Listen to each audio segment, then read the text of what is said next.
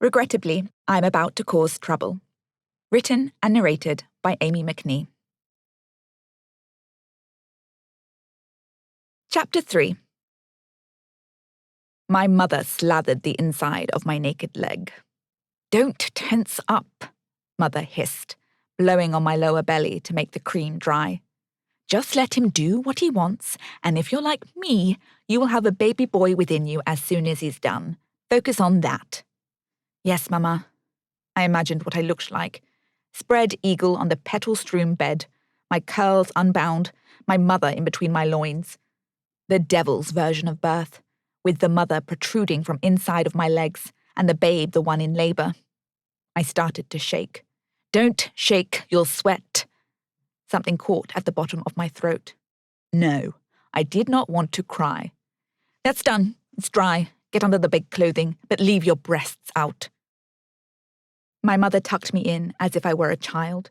Then she gestured to Agnes, who physically cupped my breasts and plopped them over the fold in the eiderdown. I gritted my teeth. Mother looked at me. "Actually, no." She shook her head. "Cover her breasts." My eyes stung with the effort of not crying. "Don't sulk." She was rubbing her belly. "This only needs to be done once. As soon as he's topped you, he won't be able to annul the marriage. He'll have to put up with your affliction after that." "I feel like I'm tricking him," I muttered. "I don't know that this feels godly." "You'll feel godly as soon as you birth him a boy, darling." My mother cocked her head to one side, and then she left, her pet Agnes in tow. I tried to stay completely still. I could feel the crusty layers between my thighs. Maybe I should lie split-leg. I pried them open. I took a sneak peek under the thick red blanket. Nothing had fallen off. I shut my eyes. "Holy Father, I promise that after this one sin of deception, I will please both you and my husband, that I will be a good wife and fertile mother. Please, Lord, may this marriage be consummated under your good grace. Please, God." "Wife?" I heard a collective sound and the door opening and closing. I opened my eyes. It was just Edward. He had left his kin behind the door. My husband was entirely naked. I had seen a man naked before. I had grown up in a house of 6 boys, after all. But I had never seen a fully grown man this naked. He was laughing, reacting to the banging on the door and the snickering through the wood. The laughing made his thingy jiggle up and down, and it didn't appeal to me. He was walking towards the posset, the drink that was meant to invigorate him and calm me down. The banging persisted. I still hadn't said a word. He downed his drink and smacked his lips together. I tried to smile. This is what I was made for. I am to be a goodly wife. I had expected him to bring me a goblet. He had not. I had been depending on that. Every single muscle was taut with fear, but he was approaching me empty-handed. I needed the posset. Was I smiling? "Magdalene," he said. "You may call me Maude if you like," I suggested. "The boys want some evidence of our consummation." He wasn't very good at listening. "Evidence?" There was a frog in my throat. He sat on the corner of my bed. "Yes." "What sort?" I whispered, hopefully seductively. He wiggled his dark eyebrows. "You could give them my shift," I suggested, gesturing to my long white undergarment that lay on top of the trunk at the end of the bed. "I want you to moan." I recoiled. "What?" "Moan." "Out loud? What do you think, Magdalene?" He got up onto the bed on all fours. It was not flattering. "How do I do that?" "Just try." "Lord Beckett, are you sure you don't just want to do it? Put a son in my belly as soon as possible?" His face wavered. He was displeased at my attempt to wiggle out of his embarrassing command, but he liked the mention of his son. He recovered, moving towards me like a dog on all fours. "Keen, are you?" He was straddling me over the covers. I could smell his breath, see the light hairs that carpeted his chin. "Yell out my name, then we make my son." I tried to swallow, but my mouth was dry. I wanted to get out and get myself some of that drink, soothe my throat and soul. But I couldn't. I would disturb the paste. I needed him to do his business first. I needed to close this marriage before he found out. I was just going to have to yell out his name. There was a banging at the door. "Come on, Edward, stick it in her!" Tears were threatening again. He glared at me, astride me. I took a breath in. "Edward!" I yelled out. He laughed in my face. A little bit of spit landed on my nose. I left it there. I didn't want to move. "It sounds like you're calling for help. Here, let me help you." He grabbed hold of my breast as though it would throw me into fits of sexual ecstasy. "Again," he instructed, giving it an uncomfortable squeeze. I yelled out for the second time. "Edward!" There were giggles and shrieks and the battering of the door. He laughed again, overjoyed at his kinsman's approval. "Edward! Edward! Edward!" They began to chant from outside the door. It was becoming obvious that he enjoyed the sound of his kinsman. Was it usual for men's pricks to get hard because their friends called their names? His eyes glazed over as the banging on the door and the chants got louder and louder until he ripped back my covers.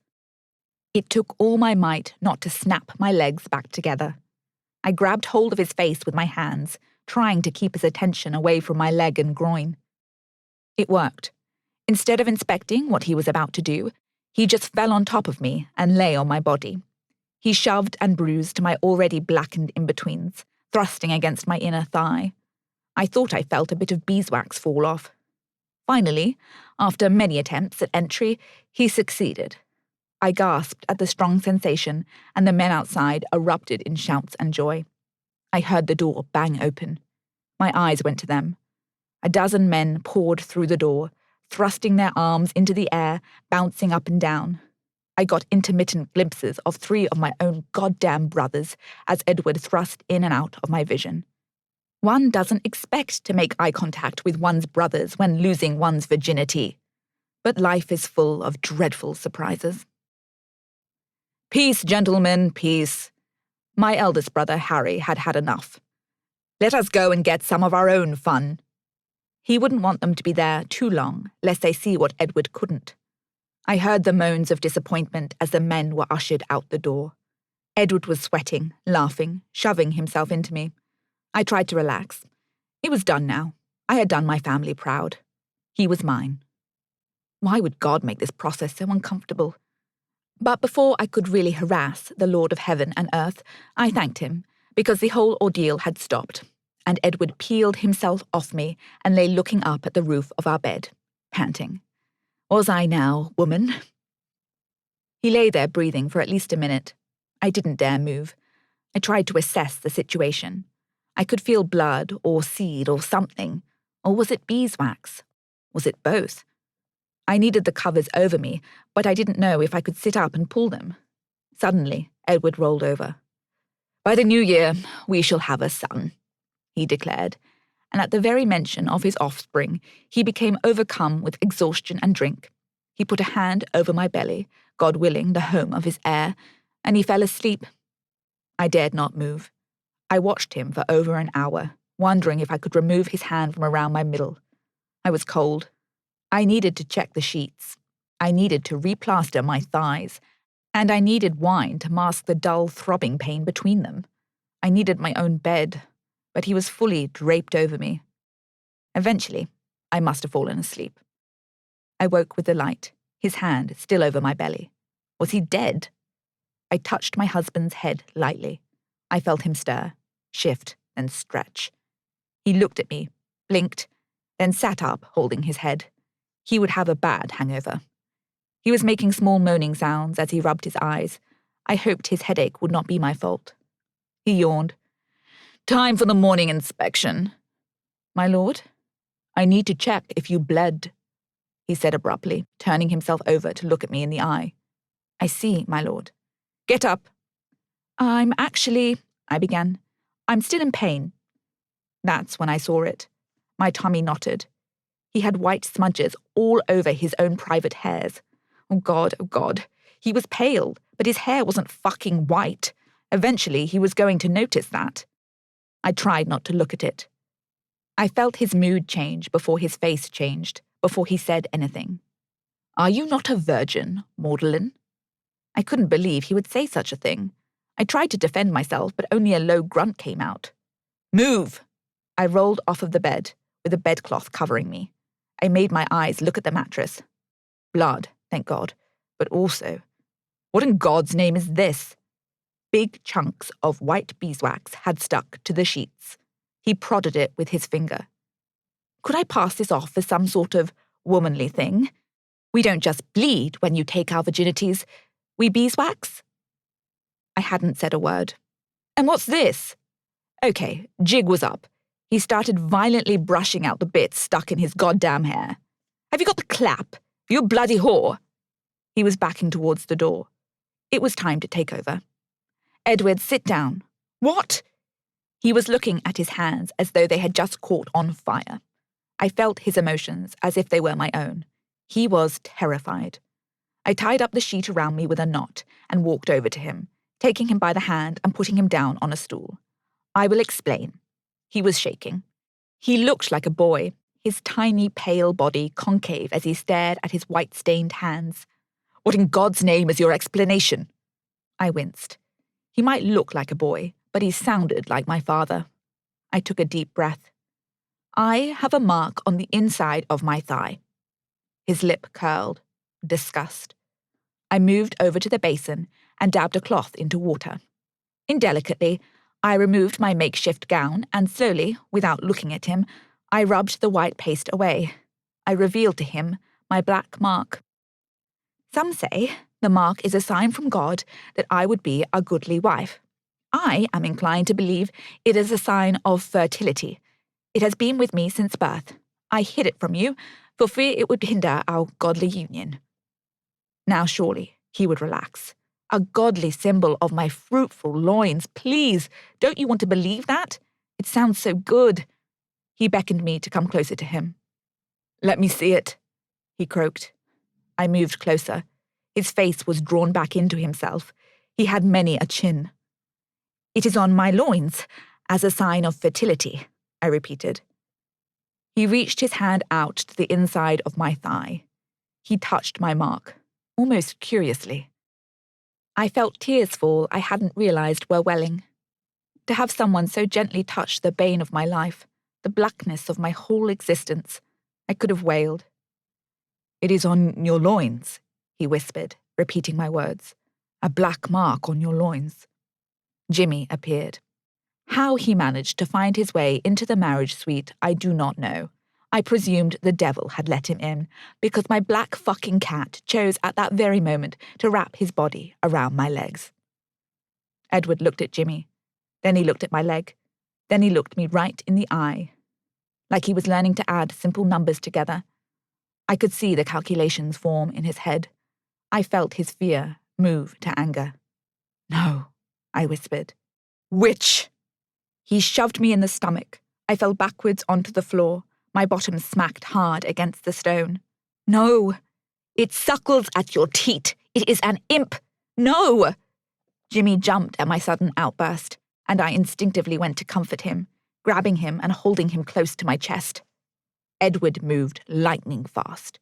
From the corner of my eye, I could see him tearing the blood-stained sheet we had laid upon. He threw it into the fire.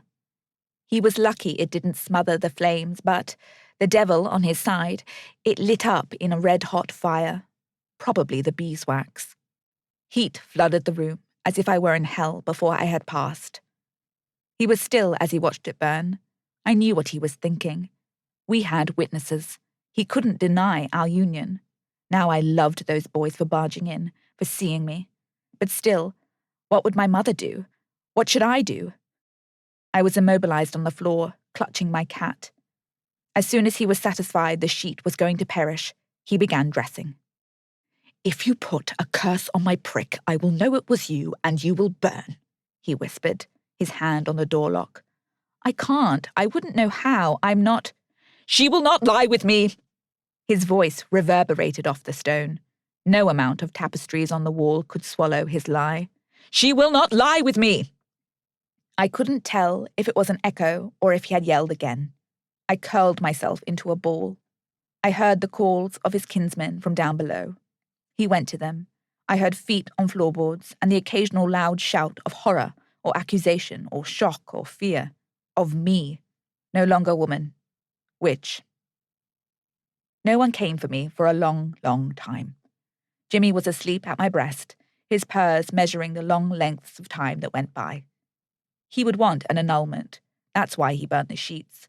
I wondered whether he would want to denounce me as witch. Eventually, my mother and her lady's maid entered. I was still on the floor. Dress her. I could hear the anger in my mother's voice. Agnes lifted me up. I did not let go of Jimmy. I can't get your dresses on if you don't let go of the cat, Agnes snapped.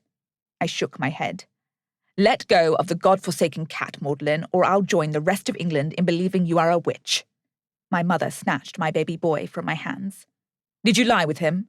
Aye, Harry saw, so did a dozen others. Thank God for my boys, she whispered. If you're truly my daughter, you will be with child. Your husband has left to stay at the inn in Watlington with his family. He will seek an annulment. I doubt he will bring charges of witchcraft against you. It is not fashionable to do so. A letter will be sent reminding him that you could be with child and your union was witnessed. We will wait to see if you get your monthly course. If you do, I will make further arrangements. It took me a while to realize Agnes had dressed me in my nightclothes. You must not leave your room, my mother instructed. I looked up at her, finally making eye contact. This would never have happened to her. Only to me.